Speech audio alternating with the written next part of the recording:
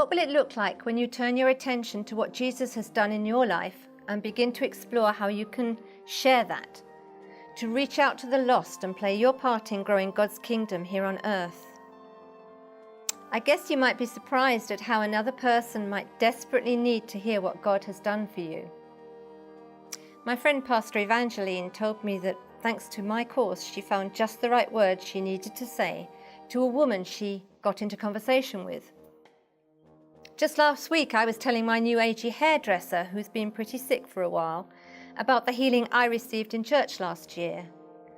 I'd had some alarming symptoms that were under investigation. During the healing, I had a powerful sensation of hot and cold all at once. Afterwards, I felt healed. I knew it was so, I told her, when all the tests came back negative. She smiled but said nothing. Then a few moments later, as we moved to the wash basins for my shampoo, she said, "I do know there's a God." That felt pretty good. I think of Misty, who took my course. She was on a tremendous high after she shared how Jesus helped her overcome her alcoholism. "I told the truth," she said to me. Heather's story of the loss of a little grandchild was painful to tell, but she told it anyway. She was glowing when she told me how that felt. And another student, Don, told me that open wounds had been healed by revisiting his past. Many others have said the same. Then there's Jana, who got the pieces of her story into an order that made sense to her. And June, who felt empowered to share her experiences in vivid scenes like a story. And Linda, who wants to go on and write her whole story. Pastor Brent did this. I helped him write his memoir, All Fired Up.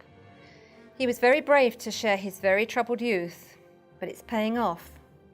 A couple of weeks ago, he told me that he was visiting a youth detention centre when a young man came up to him and said, "Pastor Brent, I love your book. I read it 5 times, and every time I say the prayer at the end." That's the sinner's prayer. Pastor Brent says that feedback like that makes all the effort worthwhile. And it's the same with me. It gives me a warm feeling inside to know that my readers of my book, She Does Not Fear the Snow, are encouraged by the precious ways God so lovingly used a series of divine appointments, words, and symbols to guide me on the journey He had for me.